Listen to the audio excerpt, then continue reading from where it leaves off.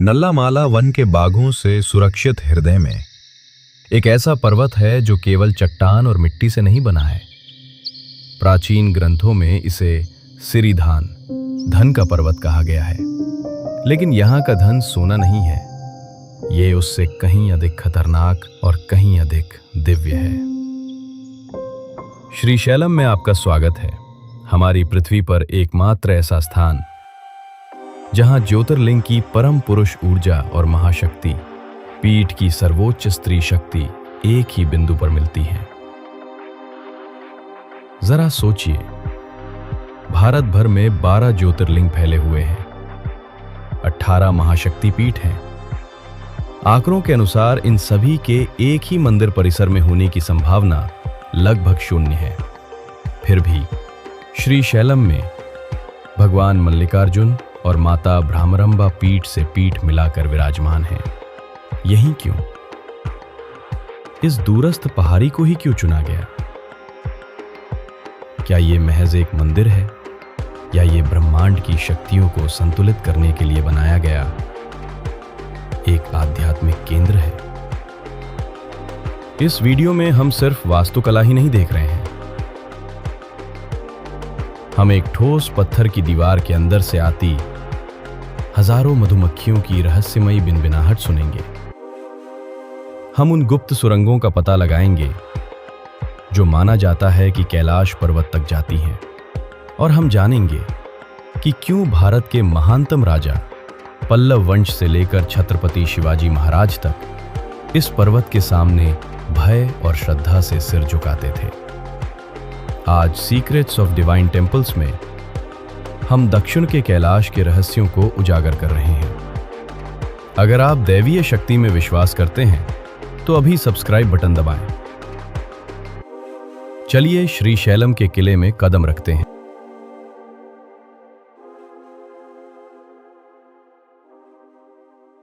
ये एक साधारण से सवाल से शुरू हुआ जिसका सामना हर माता पिता को करना पड़ता है। पहले विवाह किसका होता है? भगवान शिव और माता पार्वती ने अपने 2 पुत्रों गणेश और कार्तिकेय के बीच इस बहस को सुलझाने के लिए एक चुनौती रखी। नियम सीधा साधा था,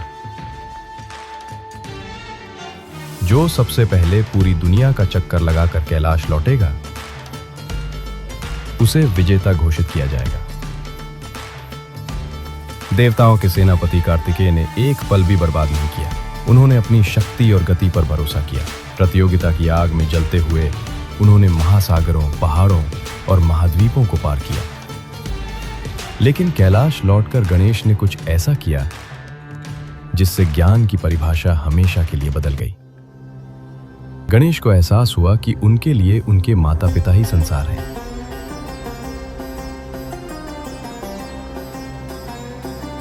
शास्त्रों का पालन करते हुए उन्होंने 3 बार उनका चक्कर लगाया।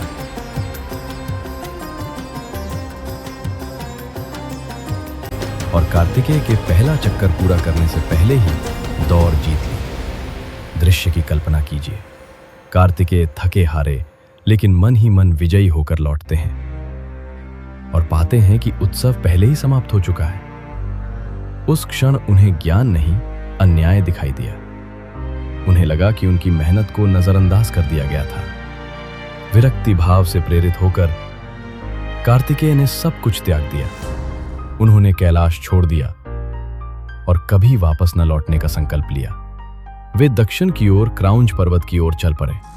वे केवल घर छोड़ने वाले देवता ही नहीं थे, वे अपने ही परिवार से दुखी एक पुत्र थे। शिव और पार्वती कैलाश के सुख सुविधाओं में तब तक नहीं रह सके जब तक उनका पुत्र वनवास में था। वे उसके पीछे पीछे चले गए। लेकिन कार्तिकेय, जो अभी भी दुखी थे, और दूर जाते रहे। उनकी एकांत की इच्छा का सम्मान करने के साथ साथ उनकी रक्षा के लिए, उनके निकट रहने के लिए शिव और पार्वती ने इसी पर्वत श्रीशैलम पर रहने का निर्णय लिया। शिव अर्जुन के रूप में और पार्वती मल्लिका के रूप में रहीं। श्रीशैलम नाम श्री और शैलम पहाड़ी से मिलकर बना है। उन्होंने अपने पुत्र के निकट रहने के लिए वनवासी जीवन जीना चुना। अब यहाँ वो राज है जिसे ज्यादातर लोग नहीं जानते। आज भी कहा जाता है कि भगवान शिव हर अमावस्या को कार्तिकेय के दर्शन करने आते हैं और माता पार्वती हर पूर्णिमा को। दिव्य परिवार आज भी इन जंगलों की शांति में एकजुट है। क्या आपने कभी महसूस किया है कि आपकी मेहनत को पहचान नहीं मिली? कार्तिकेय की कहानी हमें बताती है कि देवताओं को भी इन भावनाओं का सामना करना पड़ता है। श्री शैलम पिता के धैर्य और माता के प्रेम का प्रतीक है। अगर इस कहानी ने आपको प्रभावित किया तो ओम नमः शिवाय लिखकर कमेंट करें और चलिए आगे वास्तुकला के अजूबों के बारे में जानते हैं।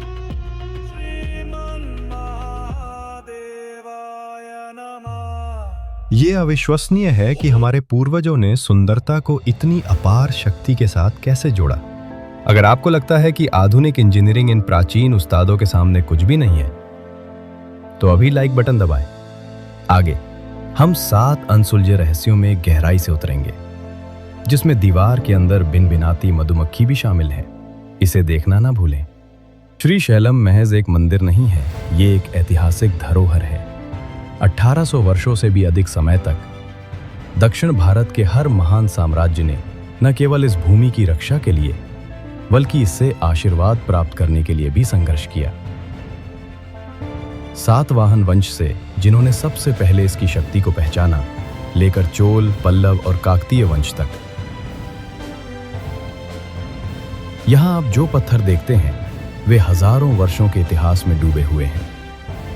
क्या आप जानते हैं कि महान छत्रपति शिवाजी महाराज ने यहाँ एक विशेष गोपुरम बनवाया था? वे श्री शैलम की ऊर्जा से इतने प्रभावित हुए थे कि उन्होंने यहाँ गहन ध्यान में समय बिताया, अपने साम्राज्य के निर्माण की शक्ति की तलाश में। अब श्री शैलम की मुख्य शक्ति, इसकी विशाल प्राकारम दीवार पर नजर डालते हैं। कल्पना कीजिए 20 फीट ऊंची और 2000 फीट से भी अधिक लंबी एक दीवार जो पूरी तरह से विशाल पत्थरों से बनी है। ये महज एक सीमा नहीं है, ये सैन्य स्तर की मंदिर वास्तुकला की एक उत्कृष्ट कृति है। इसके आधार को देखिए, इन दीवारों पर 3000 से अधिक नक्काशी की गई है। हाथियों की एक विशेष पंक्ति ऐसी दिखती है मानो वे सचमुच मंदिर का भार अपनी पीठ पर ढो रहे हों। इसे इस तरह से बनाया गया था ताकि ये दिखाया जा सके कि बाहर का जंगल भले ही जंगली और खतरनाक हो, लेकिन इन दीवारों के भीतर की दुनिया सर्वोच्च शक्ति की सुरक्षा में है। प्राचीन इंजीनियरों ने सीमेंट या मोटार का इस्तेमाल नहीं किया, उन्होंने एक इंटरलॉकिंग प्रणाली का उपयोग किया। प्रत्येक पत्थर को इस तरह तराशा गया था कि वो दूसरे में ठीक से फिट हो जाए, जैसे 3D जिगसॉ पजल। यही कारण है कि घने जंगल में भारी बारिश और भूकंपीय झटकों के बावजूद ये दीवारें सदियों से 1 इंच भी नहीं हिली हैं। इस किले के केंद्र में आनंद विमान स्थित है। 14वीं शताब्दी में विजयनगर के राजा हरिहर राय ने इस पूरे गुंबद को सोने से मढ़वाया था। ये एक आध्यात्मिक प्रकाश स्तंभ के रूप में कार्य करता है, जो आसपास की पहाड़ियों से दिखाई देता है और हर थके हुए यात्री को संकेत देता है कि वे अंततः दक्षिण के कैलाश पहुंच गए हैं। नल्ला माला वन में जहां शिकारी जानवरों की आवाजें गूंजती रहती हैं, वहीं इन पत्थर की दीवारों के भीतर एक अलग ही तरह का जागरण हो रहा है। श्री शैलम एक सिद्ध क्षेत्र है। यहां के अनुष्ठान केवल ईश्वर का सम्मान ही नहीं करते, बल्कि उस धरती को भी जीवंत कर देते हैं जिस पर हम खड़े हैं। इसकी शुरुआत सुबह सुबह सुप्रभातम से होती है, लेकिन महामंगल आरती ही वास्तव में इस पर्वत की धड़कन को गति देती है। रुद्राभिषेकम को एक प्रकार की दिव्य प्रोग्रामिंग के रूप में देखें। पुजारी नमकम और चामकम का जाप करते हैं, प्राचीन वैदिक आवृत्तियों के 11 चक्र। विज्ञान हमें बताता है कि ध्वनि कंपन जल की आणविक संरचना को बदल सकता है। अब कल्पना कीजिए कि वो कंपन हजारों वर्षों तक ज्योतिर्लिंग से टकराता रहे। इस पत्थर से बहने वाला जल केवल तरल नहीं है, ये उच्च आवृत्ति ऊर्जा का वाहक है। यहां पगलू दिवेती नामक एक अनुष्ठान होता है। दिन के मध्य में भी और विशेष रूप से रात में भगवान को मार्गदर्शित करने के लिए विशाल मशालें जलाई जाती हैं। ये 600 वर्ष पुरानी परंपरा है। ये ज्ञान, या ज्ञान के प्रकाश का प्रतीक है, जो हमारे माया या अज्ञान के अंधकार को चीरता है। 1000 वर्ष पुरानी नक्काशी के बीच इन ज्वालाओं को टिमटिमाते हुए देखकर यह एहसास होता है कि यहाँ 14वीं शताब्दी से समय रुका हुआ है। चूंकि ये एक शक्तिपीठ है, इसलिए मां के लिए किए जाने वाले अनुष्ठान तांत्रिक प्रकृति के हैं। यहाँ किया जाने वाला कुमकुम अर्चना इतना शक्तिशाली माना जाता है कि ये किसी व्यक्ति की कुंडली में मंगल ऊर्जा को संतुलित कर सकता है। ये शिव की स्थिरता और शक्ति की गतिशील गति का उत्तम संगम है। ज्यादातर लोग श्री शैलम घूमने पर्यटक बनकर आते हैं, लेकिन अगर आप आरती के दौरान किसी कोने में बैठकर आंखें बंद कर लें तो आप जमीन में कंपन महसूस कर सकते हैं। क्या आपने कभी किसी मंदिर में कंपन महसूस किया है? अपना अनुभव कमेंट्स में बताइए। और अगर आपको ये रहस्य दिलचस्प लग रहे हैं तो सब्सक्राइब बटन दबाइए।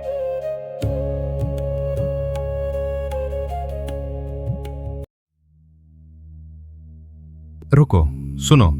अगर तुम भ्रमरंबा मंदिर के गर्भगृह की पिछली दीवार से कान सटाकर सुनोगे तो तुम्हें सन्नाटा नहीं सुनाई देगा।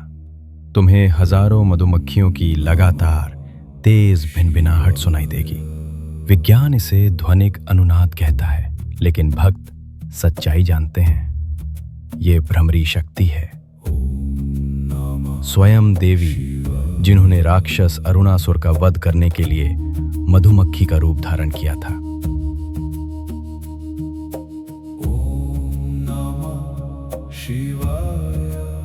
आज भी इस मंदिर के परमाणुओं में स्पंदित है। लगभग हर ज्योतिर्लिंग में आपको दूरी बनाए रखने की अनुमति है, लेकिन श्री शैलम में भगवान शिव स्पर्श दर्शन की अनुमति देते हैं। आप अपने माथे से लिंगम को स्पर्श कर सकते हैं। क्यों? प्राचीन सिद्धों का कहना है कि यह लिंगम एक आध्यात्मिक आधार का काम करता है। जब आपकी तीसरी आंख पत्थर को छूती है तो कहा जाता है कि यह आपके पूरे तंत्रिका तंत्र को पुनः समायोजित कर देता है। यह सिर्फ एक अनुष्ठान नहीं है, यह एक जैविक ऊर्जा का स्थानांतरण है। इन पहाड़ियों की सबसे ऊंची चोटी पर शिखरेश्वरम स्थित है। किंवदंती कहती है कि यदि आप नंदी के सींगों के बीच से मंदिर के मुख्य गोपुरम को देख सकते हैं तो आपको मोक्ष प्राप्त हो जाता है। लेकिन रहस्य ये है, कुछ दिनों में जब आसमान बिल्कुल साफ होता है और कोहरा नहीं होता तो मंदिर कुछ लोगों के लिए पूरी तरह से अदृश्य हो जाता है, जबकि दूसरों के लिए स्पष्ट रूप से दिखाई देता है। कहा जाता है कि मंदिर केवल उन्हीं लोगों को दर्शन देता है जिनकी आंतरिक दृष्टि तैयार होती है। भगवान शिव को आमतौर पर कैलाश के तपस्वी के रूप में देखा जाता है, लेकिन यहाँ वे एक चेंचू मल्लैया है, स्थानीय चेंचू जनजाति के दामाद। उन्हें एक वनवासी कन्या चेंचू लक्ष्मी से प्रेम हो गया। ये एकमात्र प्रमुख मंदिर है जहां एक आदिम जनजाति को कुछ अनुष्ठान करने का प्राथमिक अधिकार प्राप्त है। क्या ये महज एक कहानी है या वास्तव में परमेश्वर ने मनुष्य और प्रकृति के बीच की खाई को पाटने के लिए मानव रूप धारण करके इन जंगलों में विचरण किया था? कृष्णा नदी मंदिर से 500 फीट नीचे बहती है। इसे पाताल गंगा कहा जाता है। इसका रहस्य क्या है? आंध्र प्रदेश में सूखा कितना भी भीषण क्यों न हो, पाताल गंगा में जलस्तर एक निश्चित बिंदु से नीचे कभी नहीं गिरता। ये स्थिर, पन्ना हरे रंग की और अविश्वसनीय रूप से गहरी बनी रहती है, मानो इसे किसी भूमिगत दिव्य स्रोत से पोषण मिल रहा हो जो हमारे भूगोल से परे है। इस पत्थर को देखो, ये एक है फिर भी हजार है। इस एक स्तंभ पर 1008 लघु शिवलिंग उकेरे गए हैं। प्राचीन ग्रंथों में लिखा है कि इस एक पत्थर को छूने से 1000 शिव मंदिरों के दर्शन का पुण्य प्राप्त होता है। गणितीय और कलात्मक दृष्टि से बिना दरार डाले एक ही पत्थर पर इसे उकेरने के लिए जिस सटीकता की आवश्यकता होती है, वो एक ऐसा कारनामा है जिसे आधुनिक मशीनें दोहराने में असमर्थ होंगी।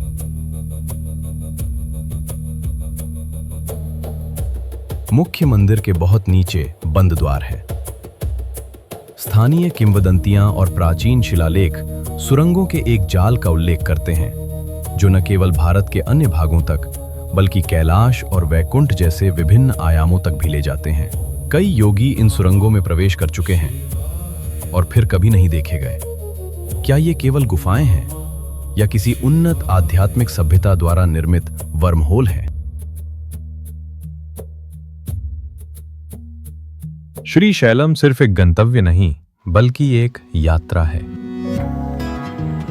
हैदराबाद से लगभग 230 किलोमीटर दूर स्थित ये मार्ग आपको नागार्जुन सागर श्री शैलम बाग अभ्यारण्य से होकर ले जाता है। 2026 का अपडेट।